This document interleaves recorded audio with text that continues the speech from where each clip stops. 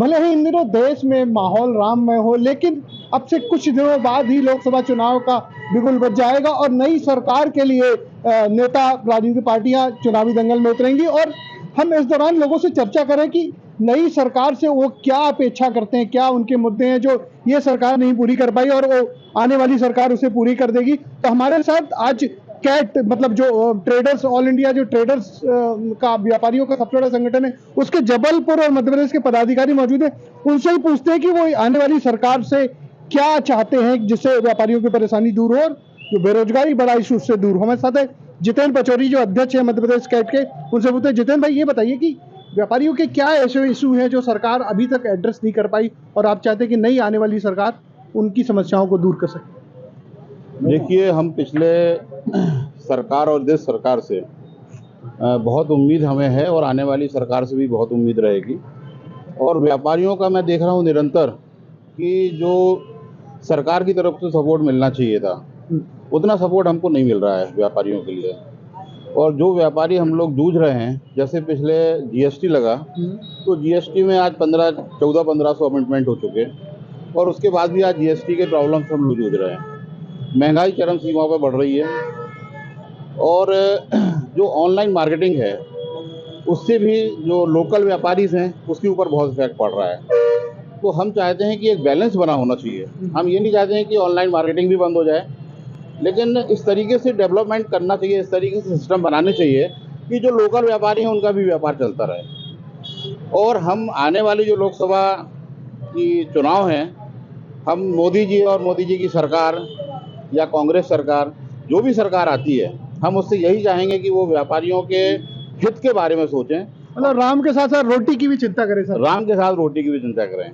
और एक आज जो 22 तारीख को एक देश के अंदर एक नई दीपावली मनाई जानी है, अयोध्या में राम जी को आना है, तो उसके लिए ये बात ज़रूर है कि 22 तारीख के राम जी के आने से आज व्यापारियों के अंदर और इस देश के अंदर आम जनता में ज़बरदस्त उत्साह है और व्यापार भी बहुत तेज़ी से इम्प्रूव हुआ है।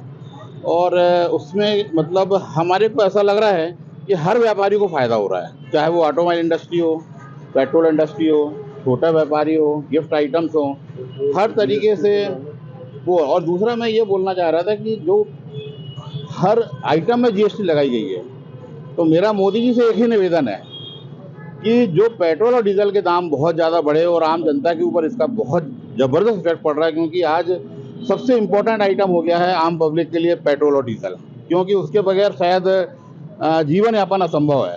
तो अगर उसके ऊपर जीएसटी लगा देते हैं तो जो 66 से 67% मतलब टैक्स, वेट वगैरह जो मतलब एक्साइज सब मिला के जो 66-67% देना पड़ रहा है आम पब्लिक को, अगर जीएसटी मान लीजिए लगाते हैं और 18% से हम कह रहे हैं 28% भी लगा देते हैं, तो सीधे सीधे पेट्रोल और डीजल के रेट 50% कम हो जाएंगे।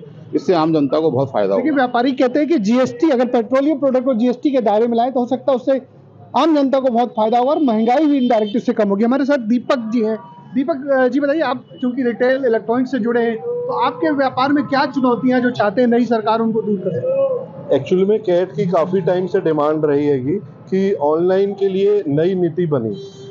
ये नीति अगर बनती है तो जो ऑनलाइन कंपनियां कई नियमों का उल्लंघन करके अनाप शनाप प्राइजेज में माल सेल करती हैं, कस्टमरों को कुछ दिखता है, कुछ मिलता है, कभी कुछ रेट कर देते हैं, घंटे 2 घंटे बाद कुछ रेट चेंज कर देते हैं। इस तरीके की भिन्नताएं नहीं होनी चाहिए। कस्टमर के अपने को लूटा सा महसूस करता है। किसी ने 2 घंटे पहले कुछ रेट पे खरीदा, 4 घंटे बाद कुछ रेट हो गया। तो कंपनियों के प्राइसेस ऐसे नहीं होते जिस तरीके से सेम प्लेइंग फील्ड मिलना चाहिए सबको। बिल्कुल बिल्कुल। और हम अगर जबलपुर को लेके करें तो जबलपुर के आसपास के जो इंडस्ट्रियल एरिया हैं, हम चाहेंगे सरकार से कि उन जो इंडस्ट्रियल एरिया में फैक्ट्रियां बंद हुई हैं, उन व्यापारियों से जरूर चर्चा होनी चाहिए है कि उनके व्यापार क्यों बंद हुए, उस पर मंथन होना चाहिए। यहाँ बार बार डिफेंस क्लस्टर लाने की बात, इंसलीर लाने की बात हुई, वो कभी पूरी नहीं हुई। बहुत सी इंडस्ट्री तो उस वजह से बंद हुई। तो आपकी उसको लेकर कोई मांग है क्या? नहीं, बिल्कुल मांग है। जैसे ही हम लोगों को पता चलता है इस तरीके की कोई चीज होती है तो हम लोग व्यापारी संघ ऐसे हम लोग उस पर हर जगह पे ज्ञापन देते हैं, लेटर देते हैं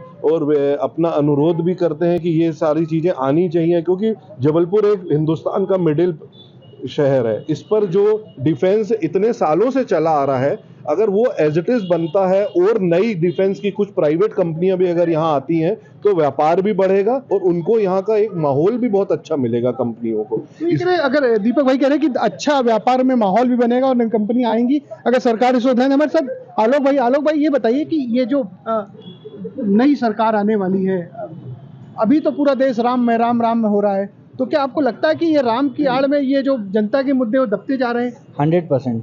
क्योंकि हो क्या रहा है कि जैसे ऑनलाइन ऑफलाइन की भाई साहब लोगों ने बातचीत की, आज की डेट में हम लोग रेट नहीं मैच कर पाते हैं और दुकानदार रेट मैच करने के लिए अगर कुछ उठापटक करता है तो जीएसटी की रेट हो जाती है। अब हर तरह से एक तरफ से हमारा ग्राहक मर रहा है, दूसरी तरफ सरकार हमको मार रही है, व्यापारी कहीं ना कहीं मतलब आत्महत्या की स्थिति में निर्भर हो रहा है, स्थिति आ रही है। तो ये कह रहे हैं कि जो रिटेल सेक्टर है वो ऑनलाइन के कारण बहुत तकलीफें आ रही हैं, उसको सरकार को ध्यान चाहिए। हमारे साथ निखिल भाई हैं। निखिल जी बताएं, ये जो नई सरकार आने वाली है, हमने देखा कि कोविड के बाद जो स्मॉल स्केल इंडस्ट्री भारत में सबसे ज़्यादा बंद हुई, 4-4.5 लाख आंकड़ा है, और जो मुझे लगता है कि रिटेल और ये सेक्टर सबसे ज़्यादा रोजगार देता है। तो अब आप क्या कहते हैं कि नई सरकार से क्या इस ओर ध्यान देने की जरूरत है क्या? देखिए, मैं सबसे पहले तो ये बताना चाहूँगा कि मैं हार्डकोर रिटेल एफएमसीजी कैटेगरी में जी। मध्य प्रदेश का वाइस प्रेसिडेंट हूँ और जितने भी व्यापारी हैं, मतलब जो सबसे बड़ा एक प्लेटफॉर्म है व्यापारियों का, उस प्लेटफॉर्म को मैं रिप्रेजेंट करता हूँ। रहा सवाल के जो ऑनलाइन है या जो इंडस्ट्रीज़ है, वो सारी चीज़ें, देखिए इंफ्रास्ट्रक्चर हिंदुस्तान में डेवलप हो रहा है, इसको नकारा नहीं जा सकता। रोड नेटवर्क है, रेलवे नेटवर्क है, एयरपोर्ट नेटवर्क है। अब उन सारी चीज़ों का जो एडवांटेज है, जो शहर का नेटवर्क है, जो शहरों को सुधारना है, ये इंडस्ट्री लगाने के लिए जो सुविधाएं मिलनी चाहिए, उन सुविधाओं का भरपूर लाभ जो है वो जनता को नहीं मिल रहा है। कहीं ना कहीं जो पेपर पे दिखता है कि बहुत सुविधाजनक है, सिंगल विंडो क्लियरेंस है और ये है, वो अभी धरातल पे नहीं उतरा। Point number 1।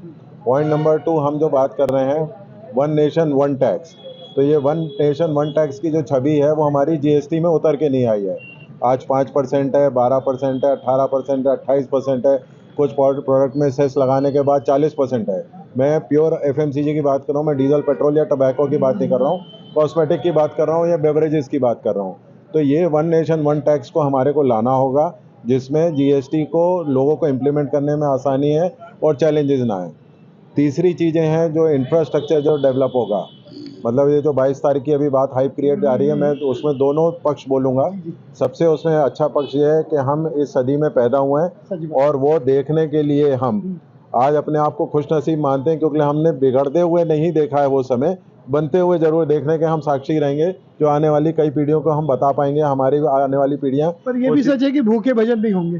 भूखे भजन नहीं होगा। देखिए ऑनेस्टली मैं बोलूँगा, भूखा पेट वाली जो स्थिति है, रोजगार की जो स्थिति है वो बेहतर हो रही है। ठीक है, अब रोजगार के जो सरकारी आंकड़े हैं, एक्चुअल है स्थिति बेहतर हो रही है, लेकिन मैंने क्या बोला, जो इंफ्रास्ट्रक्चर अभी जो बेसिक इंफ्रास्ट्रक्चर डेवलप है वो धरातल पे आकर के उसका एडवांटेज नहीं होना शुरू हुआ है, जिसकी हम अब बहुत तेज़ी से अपेक्षा करते हैं कि अब सेंट्रल गवर्नमेंट स्टेबल है, स्टेट गवर्नमेंट स्टेबल है, तो अब वो चीज़ें जो डबल इंजन की जो सरकार है वो हमें अब सड़कों पे, शहर की सड़कों पे चलती हुई दिखनी चाहिए। इंजन तो अलग है, लेकिन शहर की सड़कों पे चलती हुई दिखनी चाहिए। ये निखिल भाई कह रहे हैं कि जो डबल इंजन सरकार है उसका फायदा सचमुच में सड़कों पे दिखना चाहिए, केवल भाषणों में या कागजों में नहीं।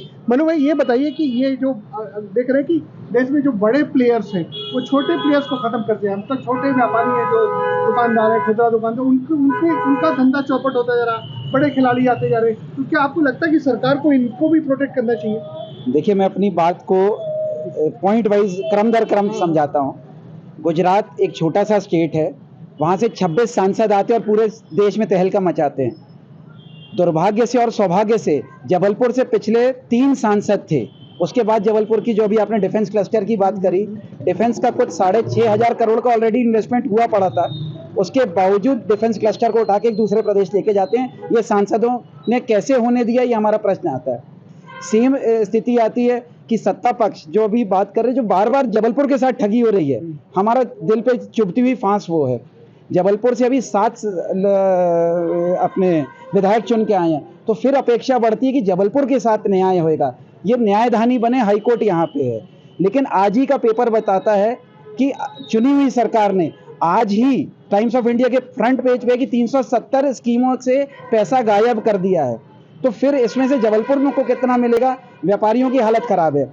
पूरा मेडिकल कॉलेज सेटअप, यहाँ पे मेडिकल यूनिवर्सिटी के सारे डॉक्टर्स जिनका प्रमोशन और सैलरी का, बढ़ी हुई सैलरी का देने का वादा और सैंक्शनड सैलरी सुलेमान जी ने वादा करके फाइल सैंक्शन कर दी थी इलेक्शन के पहले, उसको होल्ड पे ले लिया है। पूरे डॉक्टर्स अब आंदोलन की तैयारी कर रहे हैं और पूरा मेडिकल व्यवस्था को चौपट करने के कर रहे हैं। अब बात करूंगा जो आपने प्रश्न किया था कि व्यापारियों के साथ क्या हो रहा है। देखिए, व्यापारी से ज़्यादा आशावादी कोई नहीं होता है। उसको अंधेरे में छोड़ दें तो वो अपना दीपक ढूंढ लेता है और दीपक में ढूंढ के अपना तेल भर के सरकार को टैक्स देता है। तो सरकार की जहाँ तक योजनाओं की बात है, बार बार हमारे को अध्यक्ष ने जो हमारे को ऊपर से यही बोला गया था, मैक्सिमम गवर्नेंस नो गवर्नमेंट, लेकिन इसका विपरीत पूरी तरह से गवर्नमेंट आ चुकी है और गवर्नेंस की तो दूर दूर तक बात ही नहीं हो रही है। एक बात, जो राम माहौल बन पड़ा है, जो राम राम राम हो रहा है, तो मैं चाहूँगा कि एक छोटी सी कुछ पंक्ति आपको गा के सुनाऊं, तभी शायद अपनी बात पूरी कर पाऊँ। दिखा त्रिपठिया बोले बेफिक्रा, दिखा त्रिपठिया बोले बेफिक्रा, सुनो भाई सोहन, शिवराज राधा अब मोहन।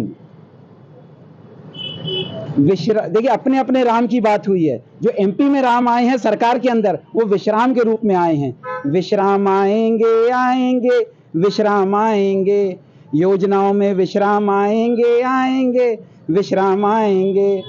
बिन पैसे कैसे अंगना सजाऊंगी, बिन पैसे कैसे लाडली बहना को रोजाऊंगी। योजनाएं बंद होएंगी होएंगी अब होएंगी, योजनाएं बंद होएंगी बेफिक्र होएंगी।